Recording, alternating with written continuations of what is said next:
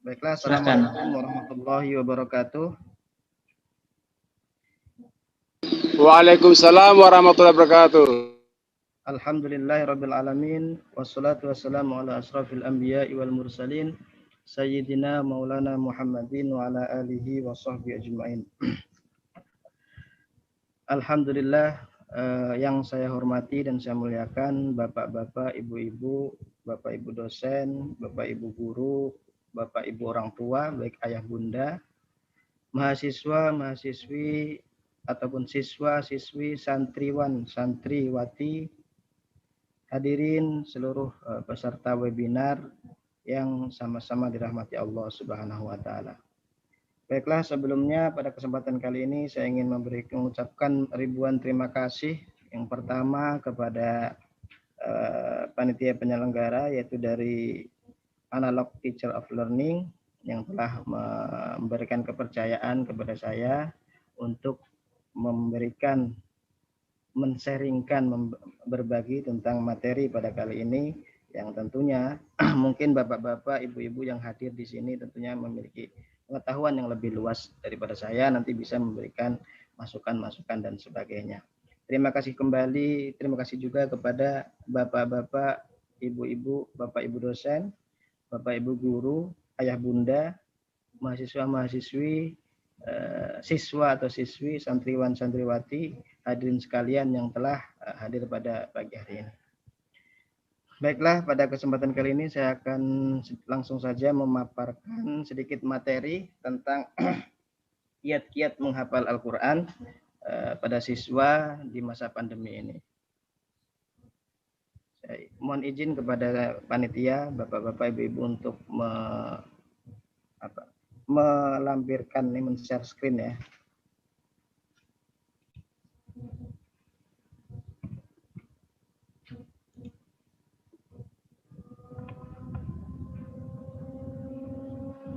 Ya, insya Allah materi yang kita dibawakan pada pagi hari ini adalah tentang bagaimana kiat-kiat menghafal Al-Quran siswa-siswi, dan lebih luas lagi termasuk di sini mahasiswa-mahasiswi atau bapak ibu yang mau menghafal, lebih khusus di masa pandemi, walaupun sebenarnya nanti materinya tidak hanya ketika masa pandemi. Di luar pandemi pun kita tetap sama kiat-kiat menghafal Al-Qurannya. Kemudian sebelum kita masuk kepada materi, saya ingin menyampaikan landasan-landasan normatif atau motivasi daripada hadis Nabi Shallallahu Alaihi Wasallam untuk mengambil berkah pada pagi hari ini. Mudah-mudahan dengan mengambil berkah dengan membacakan hadis-hadis Nabi Shallallahu Alaihi Wasallam, kegiatan kita akan semakin diberkahi oleh Allah Subhanahu Wa Taala dan diridhai oleh Allah Subhanahu Wa Taala. Di sini sebenarnya terkait fadilah menghafal Al-Quran atau keutamaan menghafal Al-Quran atau manfaat menghafal Al-Quran itu banyak sekali dalam Al-Quran atau hadis Nabi Shallallahu Alaihi Wasallam. Bisa dirujuk di kitab-kitab hadis tentang bagaimana keutamaan menghafal Al-Quran, misalnya kitab Tibyan, kitab Al-Itqan dan sebagainya. Namun di sini saya hanya menyampaikan tentang fadilah menghafal Al-Quran. Ada sekitar 6 hadis ya. Yang pertama, hadis yang paling sering kita dengar adalah hadis yang berbunyi khairukum man ta'allamal Qur'ana wa 'allamah, atau sebaik-baik kalian adalah orang yang belajar Al-Quran dan mengajarkannya. Kita tahu ini adalah hadis yang paling sering kita dengar, terutama ketika kita membaca Iqra misalnya. Itu di situ diawali dengan kata-kata khairukum man ta'allamal Qur'ana wa 'allamah. Sebaik-baik kalian, kata Nabi Shallallahu Alaihi Wasallam, adalah orang yang mau belajar Al-Quran dan mengajarkannya. Hadis yang kedua, ada sebuah hadis yang berbunyi man qara'a harfan min kitabillah falahu bihi hasanah wal hasanatu bi asyri amsalihha la aqulu alif lam mim harfun walakin alifun harfun, walamun harfun, wa mimun harfun. Barang siapa yang membaca satu huruf dari Al-Quran, maka ia akan mendapatkan 10 kebaikan. Saya tidak mengatakan alif lam mim itu satu huruf, kata Nabi SAW. Tetapi alif satu huruf, lam satu huruf, dan mim satu huruf.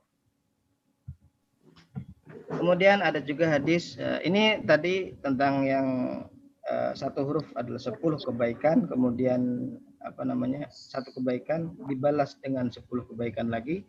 Tentunya ini menjadi investasi tersendiri ya, karena menghafal Al-Quran, membaca, mempelajari itu memiliki nilai yang luar biasa. Kemudian ada hadis juga yang berbunyi al-mahiru bil Quran ma'as safaratil kiramil bararah. Orang yang mahir dengan Al-Quran, para penghafal Al-Quran, para pembaca Al-Quran yang bacaannya sudah bagus, sesuai dengan tajwid, sesuai dengan fasahah dan sebagainya, ma'as safaratil kiramil bararah. Mereka akan bersama dengan para malaikat yang mulia. Walladzi yaqra'ul Qur'an wa yatata'ta'u fihi wa huwa 'alaihi syakun lahu ajran. Dan orang yang membaca Al-Qur'an dengan terbata-bata karena kesusahan, maka ia pun mendapatkan 2 pahala. Ini artinya bahwasanya kita ini sebagai umat muslim tidak ada alasan untuk tidak membaca Al-Qur'an. Karena walaupun bacaannya masih, kalau dalam bahasa kita masih tersendat-sendat, itu masih diberikan apresiasi oleh Allah Subhanahu wa taala dengan memberikan 2 pahala. Yang keempat, hadis yang berbunyi Iqra'ul Qur'ana fa innahu ya'ti yaumal qiyamati syafi'an li ashabih. Bacalah Al-Qur'an karena sesungguhnya Al-Qur'an itu akan datang pada hari kiamat sebagai syafi', sebagai penolong atau pembantu nanti bagi para pembacanya, bagi para penghafalnya. Kemudian hadis yang lain disebutkan man saghalahul Qur'an wa dzikri an mas'alati. Dalam riwayat lain disebutkan man saghalahul Qur'an wa an dzikri wa mas'alati a'taituhu afdhala ma u'tis sa'ilin.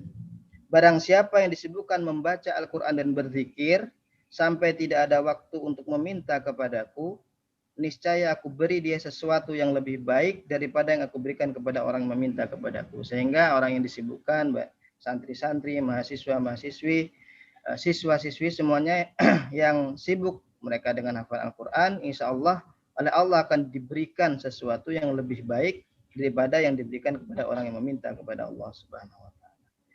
Dan ada sisi lain juga ada riwayat menyebutkan bahwasanya orang yang menghafal Al-Quran ulbisa walidahu tajan yaumal qiyamah. Yaitu pada hari kiamat nanti insya Allah orang tuanya akan diberikan mahkota orang tuanya para penghafal Al-Quran ya.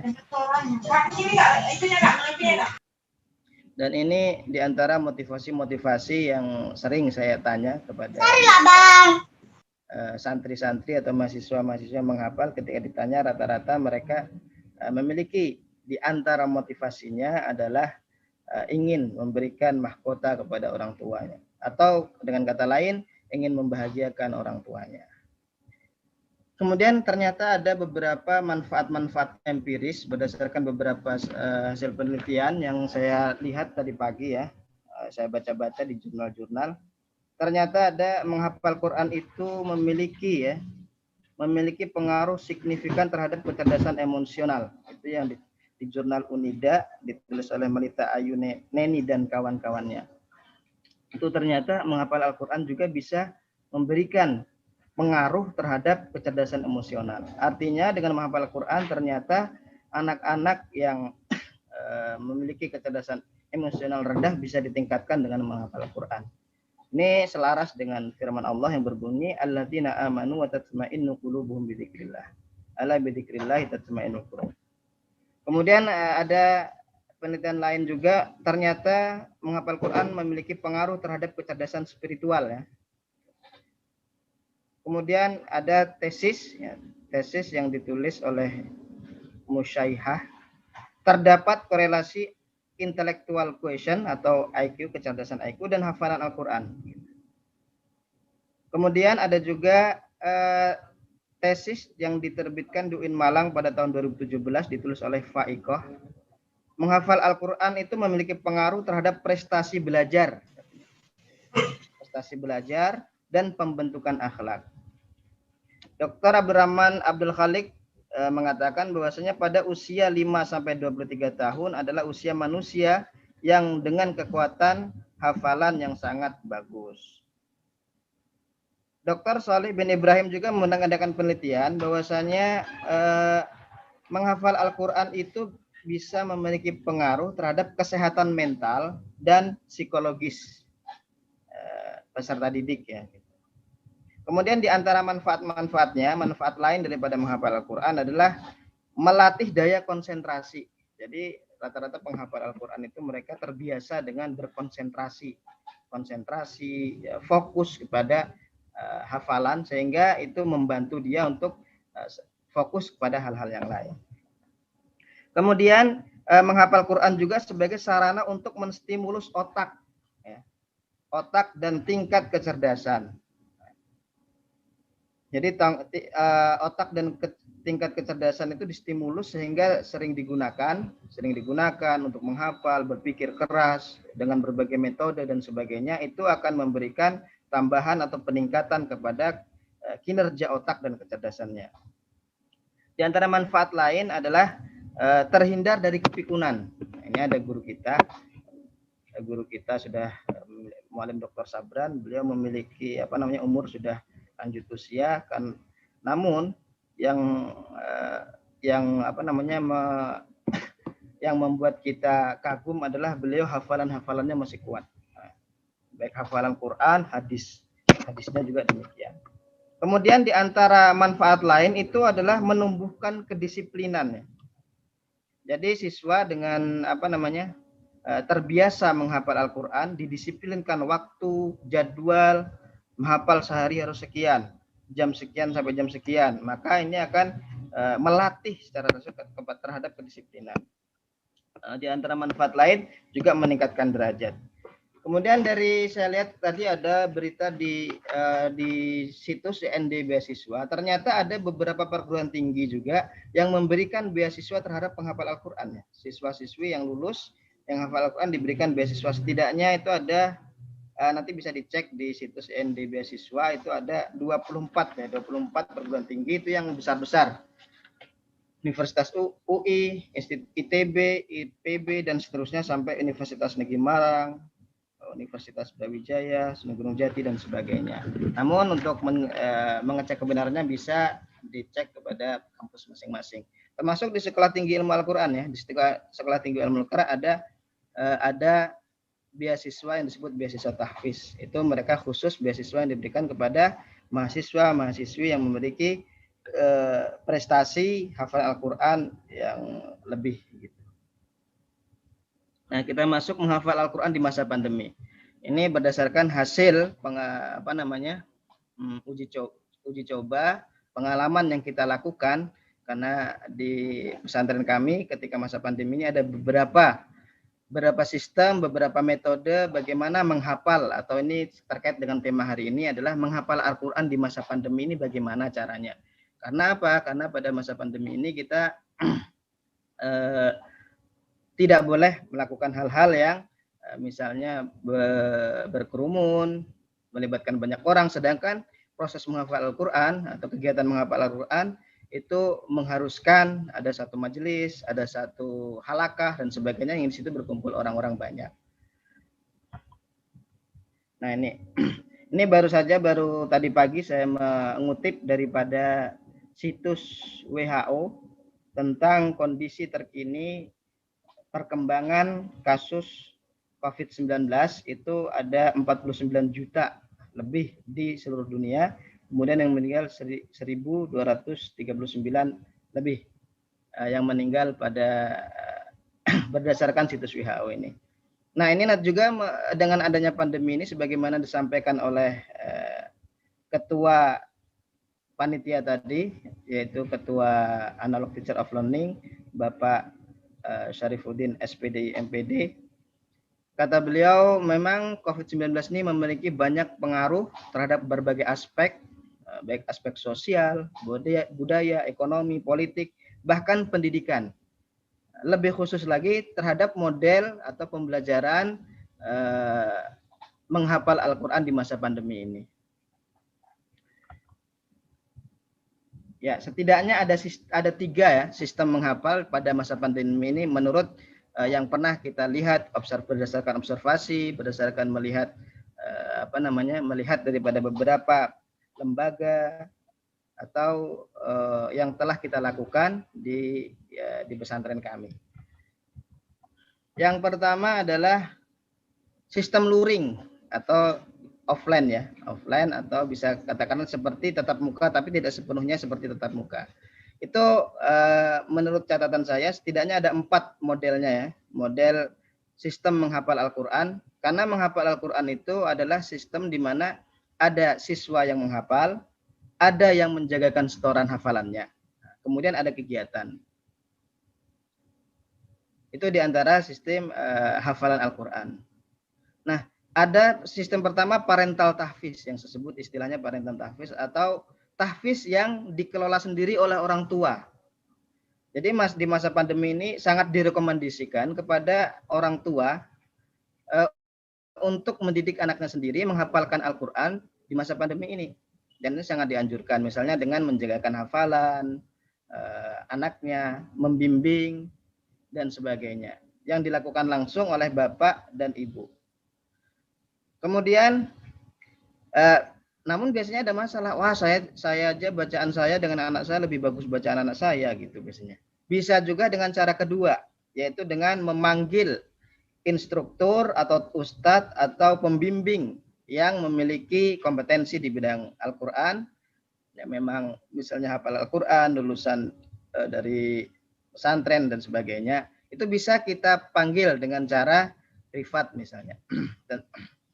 Nah, itu juga cara beberapa yang saya lihat orang tua ketika mengajarkan anak dengan kesibukan macam-macam, biasanya kan sibuk macam-macam, itu dengan cara memanggil atau mendatangkan instruktur ustadz ke rumah untuk mengajari anaknya. Yang ketiga juga bisa dengan cara mendatangi ustadz ke rumahnya. Bisa juga dengan cara seperti itu. Privat juga dengan cara mendatangi ustadz yang kenal atau yang memiliki kompetensi terhadap Al-Quran ini, yang bacaannya bagus, mempunyai ijazah dan sebagainya. Kemudian yang keempat adalah bisa juga karena ada beberapa pondok, lembaga, rumah tahfiz yang juga menyelenggarakan tahfiz Quran pada masa pandemi ini, namun tetap dengan mematuhi protokol COVID-19. Itu bisa juga didatangkan di sana, ada beberapa pondok tahfiz, lembaga yang menyelenggarakan kegiatan tahfiz Al-Quran yang tentunya dengan tetap mematuhi protokol COVID-19 seperti memakai masker, mencuci tangan, menjaga jarak dan sebagainya. Itu yang ini masih sistem offline ya, masih sifatnya kita bertatap muka dengan antara siswa yang menghafal dengan dengan guru yang membimbingnya. Nah, yang kedua ini ada sistem daring. Sistem daring ini setidaknya ada 4 ya, ada 4 atau nanti bisa lebih kalau ada yang menemukan yang lain. Yang pertama dulu pernah waktu Ramadan kemarin, ada yang kita menggunakan via telepon. Jadi menghafal kita tidak tatap muka, tidak bertemu langsung, tapi kita antara siswa dengan gurunya itu kegiatan tahfiznya lewat telepon, tentunya dengan waktu yang telah ditentukan, misalnya kegiatan tahfiz antara jam 8 sampai zuhur misalnya, atau sampai jam 11. Maka pada saat itu ustadzahnya standby, santri-santrinya, siswa-siswanya di rumah ketika setornya dengan sistem menelpon. Nah, tentunya memang ada beberapa kelemahan, misalnya kelemahannya diantaranya kita tidak tahu benarkah di sana menghafal sebagai guru ya, apakah di sana menghafal atau membaca, kita tidak tahu. Tapi dengan berdasarkan kepercayaan ya, karena ini juga menghafal itu manfaatnya dirasakan oleh siswa, jadi kita yakin bahwasanya siswa tidak mungkin melakukan seperti itu. Nah, hafalan itu adalah solusi diantara dengan sistem daring ini. Kemudian yang lebih apabila memungkinkan, ini terkait kuota, ini juga sistem daring yang mungkin sangat direkomendasikan ya, lewat video call. Apalagi sekarang siswa-siswi sudah mendapatkan kuota dari pemerintah, baik bantuan untuk pembelajaran, untuk pendidikan, bisa melakukan video call. Nah, itu bagus digunakan sebagai ini saya lihat di banyak tempat ya, di banyak tempat itu ketika melaksanakan kegiatan tahfiz itu dengan sistem video call, baik dengan WA, Zoom, bisa Skype, atau bisa Google Meet dan lain sebagainya. Nah, ini diantaranya. Sehingga kenapa kelebihannya? Kalau via telepon tadi, kita tidak bisa melihat mimiknya. Sehingga biasanya guru-guru makharijul huruf ketika melihat hafalan itu dilihatnya juga bagaimana bentuk daripada bibirnya ketika membaca Al-Qur'an. Nah, dengan video call itu lebih kelihatan. Kemudian kelebihannya lagi karena dia langsung ketika salah bisa langsung dikoreksi. Misalnya bacaannya ada salah membaca, harusnya dibaca dhammah, dibaca kasrah misalnya. Maka langsung bisa dikoreksi, ditegur bisa. Seperti sebagaimana kegiatan menghafal ketika masa tatap muka. Kemudian ada juga sistemnya hanya rekaman suara. Nah, tentunya ini ada beberapa rekaman suaranya lebih. Jadi siswa merekam suaranya. Setelah merekam suaranya, kemudian rekaman suara tadi dikirim, bisa melalui biasanya kepada WA ya, WA. Di WA itu dikirim kepada ustadznya. Nanti ustadznya mengoreksi. Namun kelemahannya adalah kalau rekaman suara ini kita tidak bisa mengoreksi secara langsung. Dalam artian ketika pas ada suaranya salah, nah kita ngoreksi itu dia harus menghafal dari awal lagi. Dan itu sebenarnya bagus juga. Gitu. Atau rekaman video. Nah, rekaman video bisa juga. Sebagaimana kita kemarin melakukan tes masuk di Sekolah Tinggi Ilmu Al-Quran, itu membaca Al-Quran ya, tapi baca Al-Quran dengan ngirim video kepada instruktur masing-masing. Nah, ini diantara setidaknya 4 ya. 4 model ini atau kiat-kiat menghafal ketika masa pandemi ini, khususnya dengan metode daring.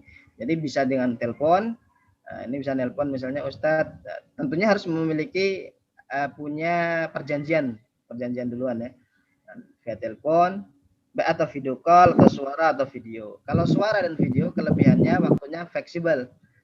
Ketika misalnya ustadznya sibuk, itu bisa nanti dikerja dikoreksi dan sebagainya.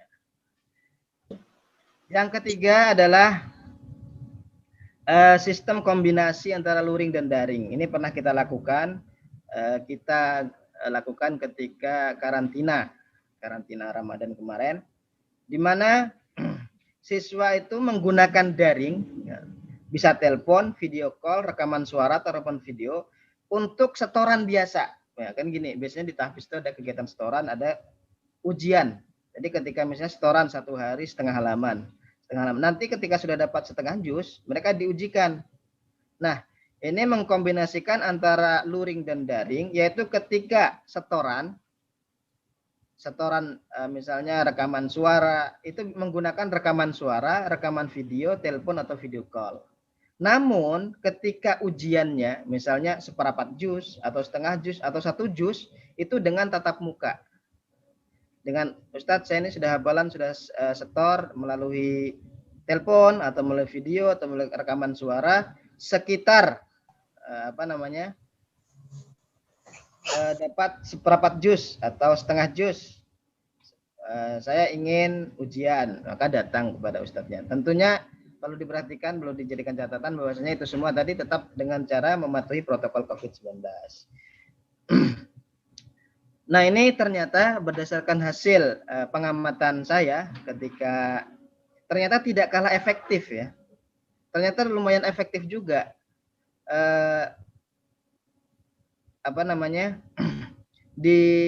Dibanding dengan metode luring offline.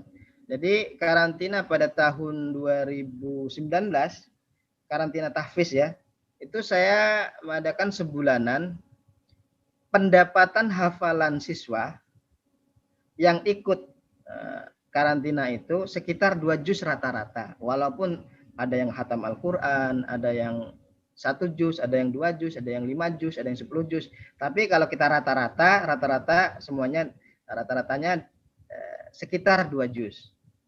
Ternyata pada tahun ini Ramadan, karena sudah masuk pandemi Covid kemarin, kita buat sistem kombinasi luring dan daring ini, ternyata juga rata-ratanya 2 juz. Sehingga menurut hasil, berdasarkan hasil itu, tidak kalah sebenarnya, tidak kalah efektif juga sistem kombinasi ini dengan sistem yang konvensional. Sehingga bisa jadikan rekomendasi untuk menghafal Al-Quran, kiat-kiat menghafal Al-Quran di masa pandemi, yaitu menggunakan sistem kombinasi luring dan daring. Yang kedua juga, ini sangat di masa pandemi ini yang perlu ditekankan lagi, memanfaatkan media YouTube. YouTube Syekh tentunya ya, Syekh Misari Rasid misalnya, Syekh Sudais, yang bacaan Al-Qurannya itu memang sudah bisa kita tiru. Nah ini saya pernah mendengar orang tua yang cerita, katanya saya itu menghafal, senang mendengar bacaan daripada syekh-syekh yang ada di di Mekah itu gitu. Sehingga dia menghafal mendengarkan itu. Sehingga mengikuti daripada bacaan-bacaan syekh tadi. Itu juga membantu, sangat membantu terhadap bacaan baik suara, lagu dan sebagainya terhadap bacaan Al-Qur'annya. Namun dianjurkan setorannya tetap kepada ustadz yang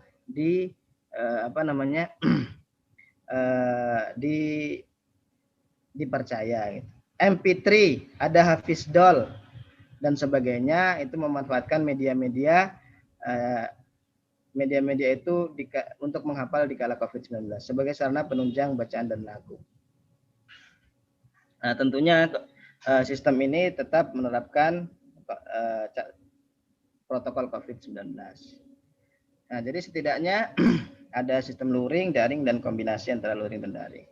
Ini bisa diterapkan, dipraktekkan kepada bapak-bapak, ibu yang akan menghafalkan anaknya, mendidik anaknya menghafal Al-Quran. Nah, kiat-kiatnya adalah menghafal Al-Quran yang perlu juga diperhatikan ketika menghafal adalah yang pertama meluruskan niat. Kata Nabi, innamal a'malu binniyat. Sesungguhnya amal itu tergantung niatnya. Oleh karena itu ketika menghafal Al-Quran, benar-benar ini biasanya ketika kita mau menghafal Ustadz oleh kiai, itu dianjurkan, ditekankan untuk selalu meluruskan niat karena mencari ridha Allah Subhanahu wa taala, menjalankan perintah Allah, sunnah Rasulullah sallallahu alaihi wasallam. Kemudian yang kedua yang tidak kalah penting adalah optimis dan pantang menyerah serta yakin. Nah, ini harus optimis karena menghafal Al-Qur'an itu kerja ekstra nanti, harus optimis dan harus yakin bahwasanya kita mampu. Yang berikutnya adalah yang tidak lupa, dan ini banyak sekali mempengaruhi terhadap hafalan anak-anak, yaitu doa orang tua dan guru. Jadi bagi siswa itu dianjurkan sebelum menghafal minta restu doa daripada orang tua ya.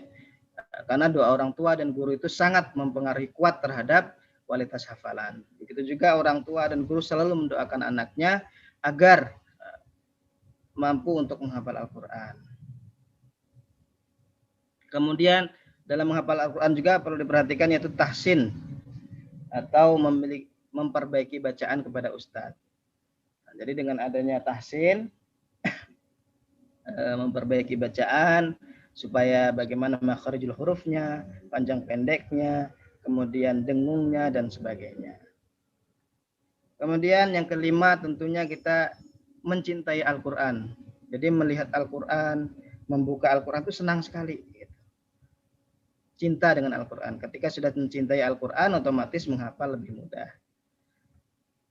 Nah, yang perlu diperhatikan lagi adalah bagi siswa-siswi, bapak, ayah, bunda yang mendidik anaknya, mengajari anaknya menghafal Al-Quran, usahakan memakai satu jenis mushaf saja. Misalnya dari awal sudah menggunakan mushaf yang A atau cetakan mana gitu.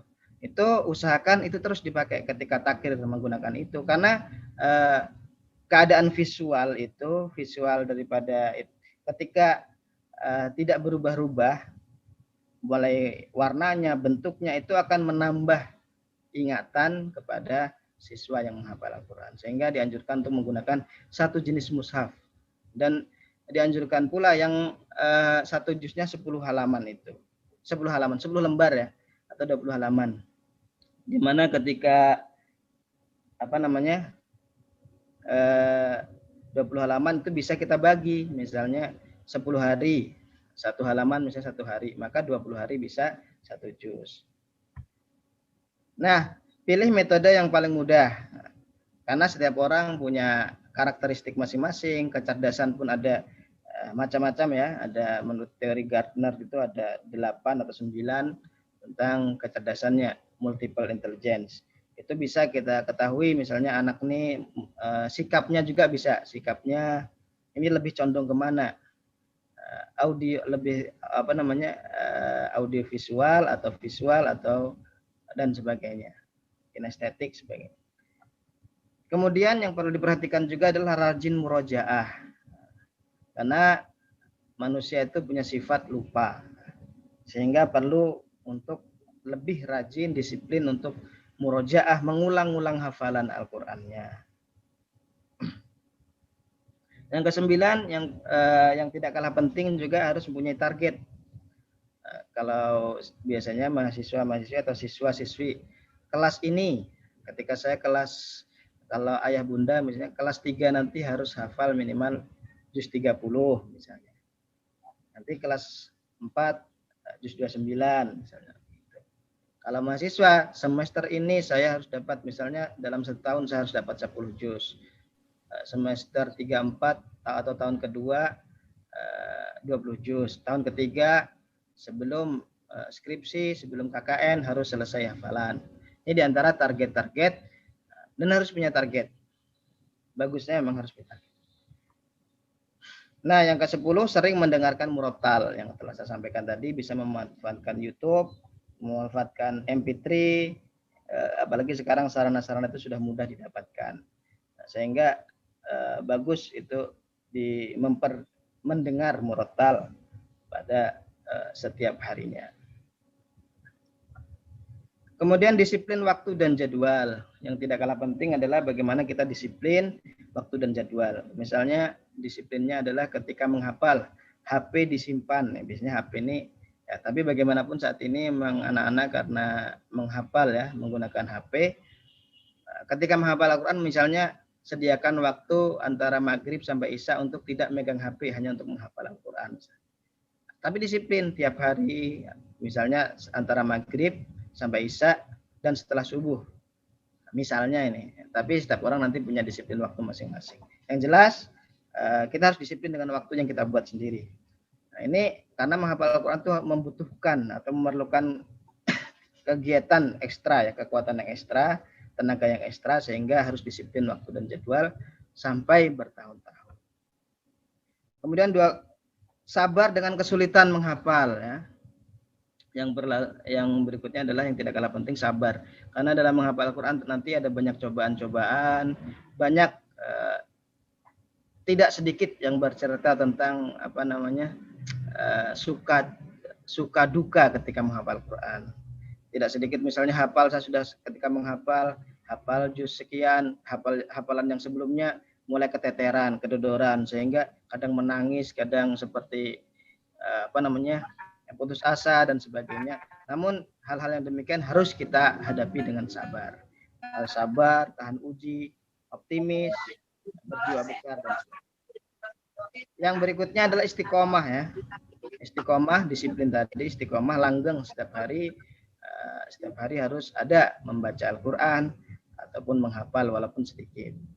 Yang berikutnya yang juga mempengaruhi daripada hafalan, rajin-rajin berteman dengan para penghafal Al-Quran, dengan orang soleh, itu juga meningkatkan motivasi kita untuk misalnya ada kawan menghafal Al-Quran, hafalannya banyak. Ketika kita berteman, insya Allah akan menambah motivasi kita untuk rajin lagi dalam menghafal Al-Quran. Nah, mungkin demikian yang ulun saya sampaikan. Yang saya sampaikan, tentunya apa yang saya sampaikan ini masih banyak kekurangan ataupun kekhilafan. Jadi saya mohon maaf yang sebesar-besarnya kepada Bapak Ibu, karena saya tahu mungkin Bapak Ibu yang hadir di sini tentu memiliki banyak lebih pengetahuan, wawasan, atau pengalaman yang lebih daripada ini. Sehingga kalau ada kesalahan, kekhilafan, kekurangan, sekali lagi saya mohon maaf yang sebesar-besarnya. Wallahul muwaffiq ila aqwamit thoriq. Wassalamualaikum warahmatullahi wabarakatuh.